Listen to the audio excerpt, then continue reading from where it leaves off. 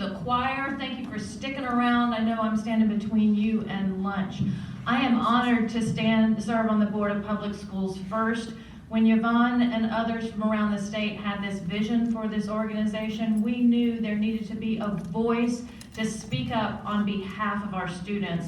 And I want to encourage you all to continue to do that. Continue to use your voice, your presence on social media, emailing your legislators, voting, registering voters, and speaking up on behalf of our students. There's a donation folder in your folder today, an envelope. We can take donations online. We are a grassroots organization, and anything that you guys can do to support this work matters.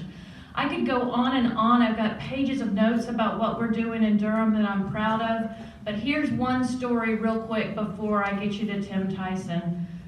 The state of North Carolina tried to take over our schools through this Innovation School District. Have you heard of this nonsense?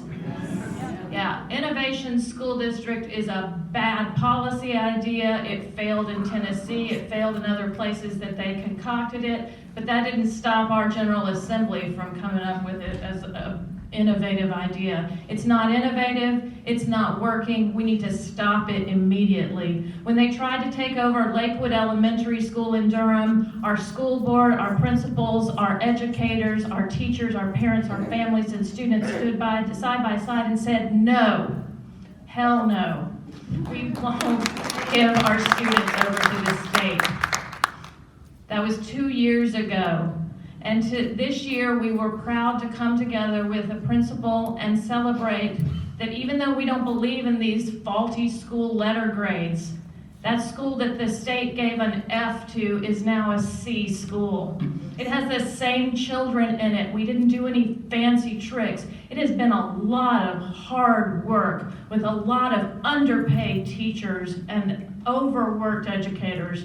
But we are so proud of what we can do when you let community come together in a school and bring what public education really is to bear for bringing democracy and moving students forward and bringing equity and excellence to every school in our community. So I'm going to bring you Tim Tyson, who can really wrap us up and send us out called to action. Thank you all for being here today.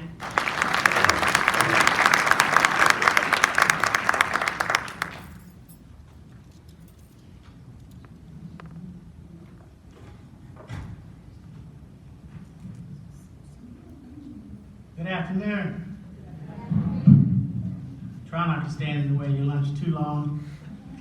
It is not my gift. Brevity, that is, but that's what you get for inviting me. I want to thank Natalie Beyer. Her son was my student at Duke, and he's real smart too.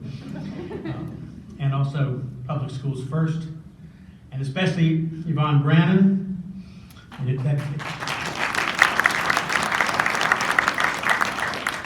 This organization is worthy of your support.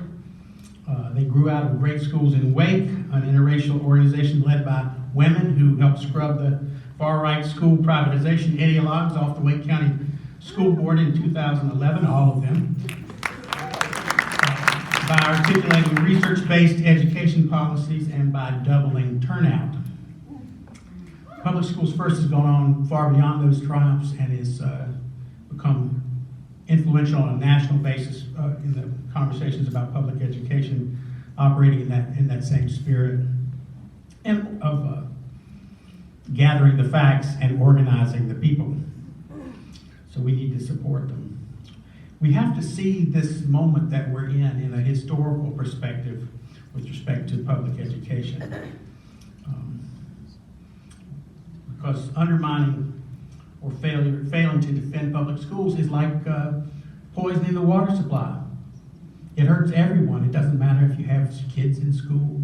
It hurts economic development. It hurts the very fabric of community. And all citizens have a stake in that. The story begins in 1830 with this law.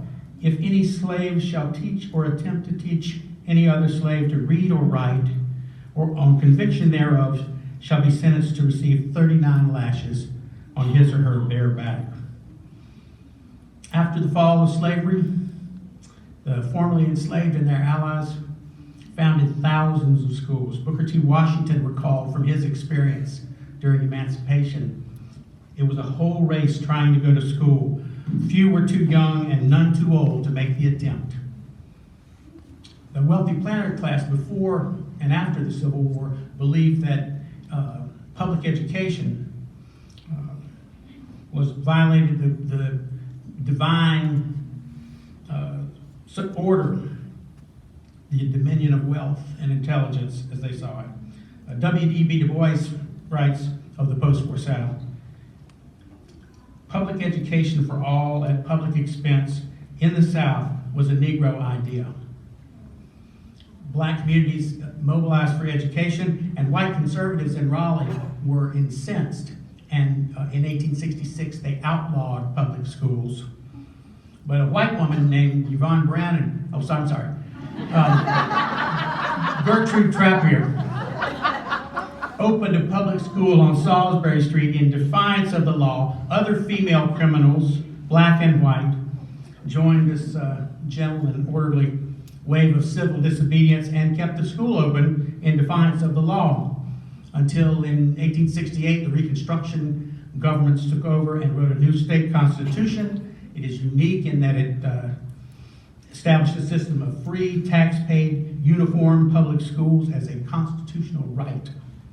It spearheaded the creation of the South's first system of public schools. White conservatives decried the idea, and particularly they were, if there must be public education, it must be segregated, and they also sought tax dollars to fund private schools for white children. One of the main leaders of the interracial coalition that wrote the Constitution, AME Zion Bishop J.W. Hood, prevailed in this argument against making racial distinctions in the Constitution or in the law. He says, make this distinction of color in your organic law, and in many places the white children will have good schools at the expense of the whole people, and the colored children will have none, or what will be little better than none. That one sounds familiar. So in the decades after emancipation, in 9 of the 11 former states of the Confederacy, interracial, what we call fusion movements, arose. In 3 states, Tennessee and Virginia and North Carolina, those fusion movements, interracial political movements organized in the very shadow of enslavement and the violence of Reconstruction, took state power, won the governorship, that is, and swept the legislatures in those 3 states. All 3 white conservatives toppled those governments by violence and fraud and racial demagoguery, all of them howling against the evils of public education. In all 3 of those movements, that one, the black and white farmers all agreed on. In North Carolina, after the fusion movement, which never lost a statewide election, took power in 1894 and 1896, Josephus Daniels, who was published in the News and Observer, Furnival Simmons, soon to become a 6th-term United States Senator, and Charles B. Aycock, a glittering orator, soon to be governor, organized what they called the white supremacy campaigns of 1898 and 1900. Daniels furnished newspaper cartoons that depicted the Negro, the incubus of Negro domination. The incubus was an ancient mythical figure that was said to fly into the bedroom windows of women and rape them in their sleep.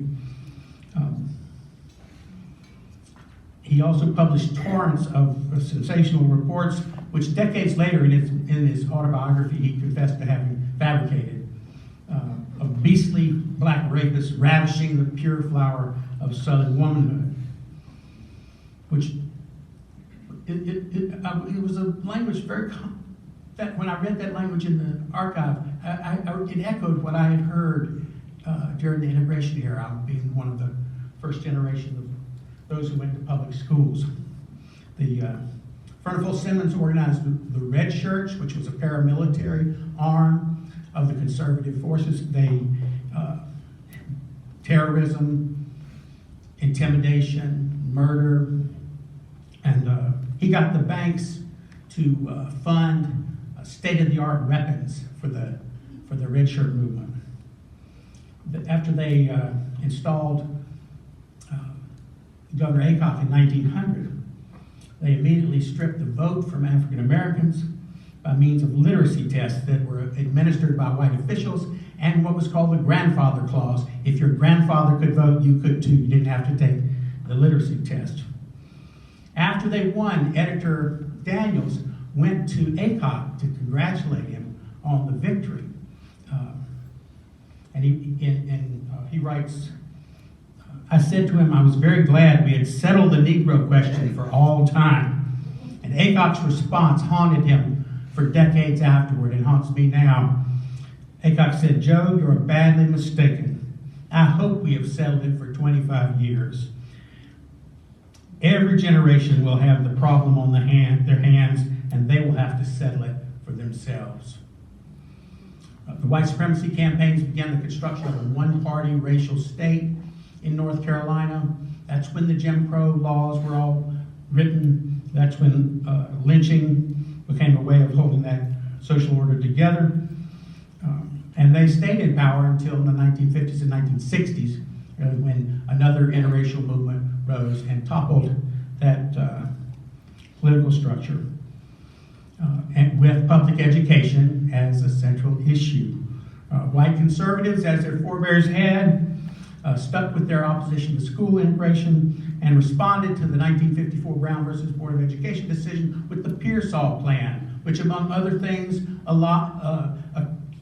gave white parents who didn't want their kids going to integrated schools tax subsidies to pay their private school tuition. Long-standing goal. They didn't have to cash in that chip because North Carolina evaded the Brown decision for the next 17 years. When enforcement of the federal law finally came, white conservatives organized a movement for whites-only private academies and complained bitterly that those did not get tax dollars. The school privatization movement has to be understood in historical perspective then. I'm not saying that every advocate of privatization harbors racial animosity, but we have learned that white supremacy's political project does not require anyone's individual animus. It does not have to, it does not rest on individual race hate. We've seen the rise of a far-right libertarianism, which is also a part of the political undergirding. Its guiding intellectual James Buchanan cut his political teeth in 1955 in the massive resistance movement to public school integration in Virginia. He doesn't seem to, his papers don't seem to indicate any great animosity towards black folk, but what the common ground there was public money for private schools. We saw an emergence of the Southern Strategy in 1968, which made the white South the new stronghold of the conservative movement. Now, Mississippi is instructive. The white conservatives in Mississippi led a stampede out of the public schools and denouncing forced busing, demanding neighborhood schools, a term that was brought into the Southern educational lexicon by George Wallace in 1964 in a speech entitled Civil Rights Movement, Sham, Fraud, and Hoax. So in Mississippi, the result is separate school systems, public schools for black students, private for white, but less affluent white students go to metal schools in metal buildings with teachers who are paid much, much less than their public school counterparts, with educational results that are horrific and with inexperienced teachers too, who are eager to leave that context. Affluent white parents drive their children long distances to private academies whose results are much less than the public schools in Wake County on the whole. The North Carolina conservatives also urged that the state subsidize segregated private schools. Jesse Helms, you may have heard of, he was an anti-integration firebrand who at that time was a commentator on WRAL, published a piece called "There Is Another Way," urging that North Carolina abandon public schools and have a privatized public system and pay private school tuitions so that white parents can send their children to segregated academies. But integration came, and as Irv Joyner spoke of, it came in sputtering and spotty ways. Its implementation was tragic. It was often implemented by officials who opposed the idea of integration to begin with. And I was in Wilmington in the public schools, and I saw the violence and the upheavals that he describes. There was a little race war in Wilmington, and I grew up in it and been trying to figure it out ever since.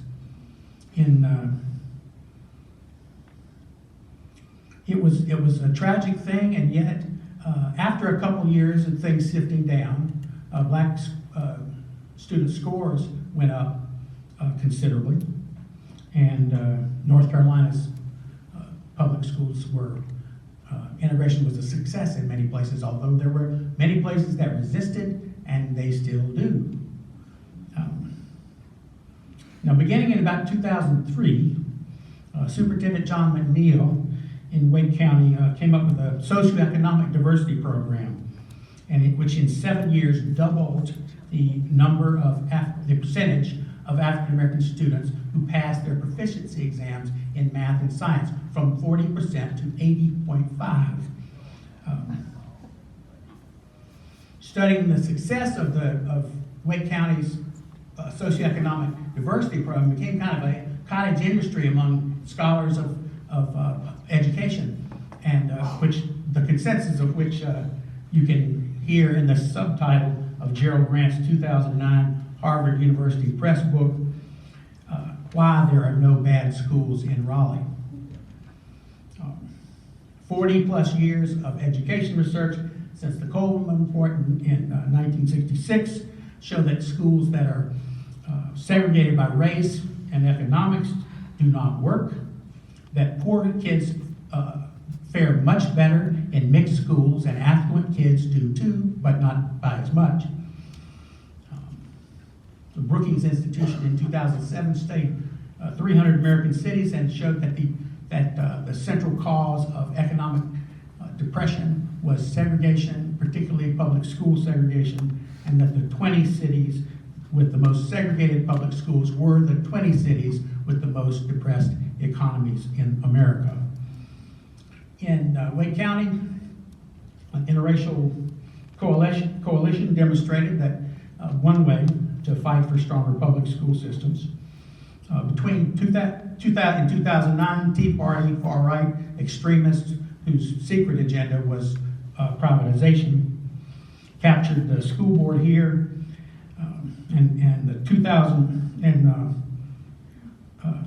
this inspired a coalition led by students from Enloe High School and by African American parents, and with great organizing by great schools in Wake and the North Carolina NAACP, won the support of all of the 9 largest religious denominations in North Carolina, and defeated all 5 of the Tea Party extremists and elected a new school board running on the research-based policy of the diversity program and on other things that work: early childhood, pre-K, smaller class sizes, the elimination of high poverty schools. After this victory, by the way, and this is a pattern, the far-right extremists in the legislature passed a law trying to make it impossible to do this again. They lose, and then they make a law against losing. It saddens me that the winning coalition did not altogether alter the arc of the far-right policies that it defeated, and that Wake County has more high-poverty schools now, I'm told, than it did in 2009. Most people seem to act as if the only thing that has proven to work, which is mixed schools, and this diversity policy is a national example of that is off the political chart. There is no substitute for political victory. That is to say, winning elections and also winning the public mind. You can't sort of weasel around the issues. You have to, the case is strong, and we have to make that public case. Make it persuasively, and make it not just on an intellectual level, but a matter of the heart. Because nobody's mama went to their bedside in the evening and had prayers with their child, and then said, now, darling, if you ever get a chance to destroy the public schools, your father and I will be so proud. They know what they're doing is wrong. They got all kinds of reasons. At any rate, we've got to win that argument. We know that mixed schools are the only thing that works, and it's the school reformers, national school reformers, seem to have decided that that is the one thing we shall not do. Even Obama put Arne Duncan in charge of education, and my friends in Chicago said, he's a segregationist.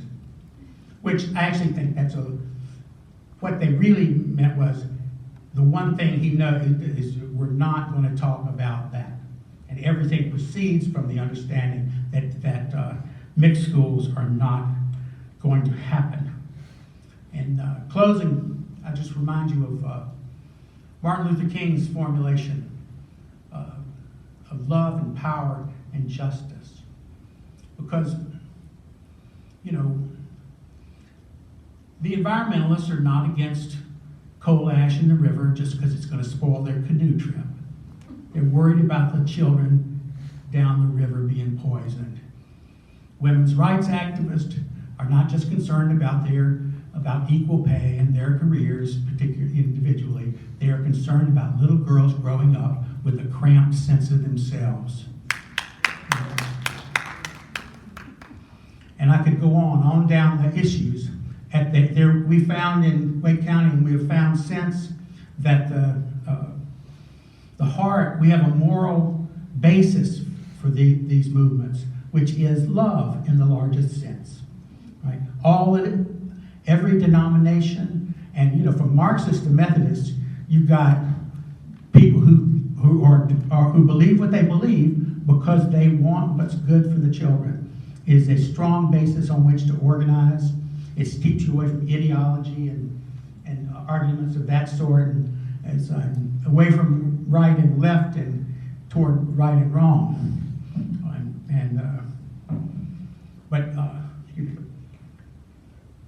Anyway, back to Dr. King.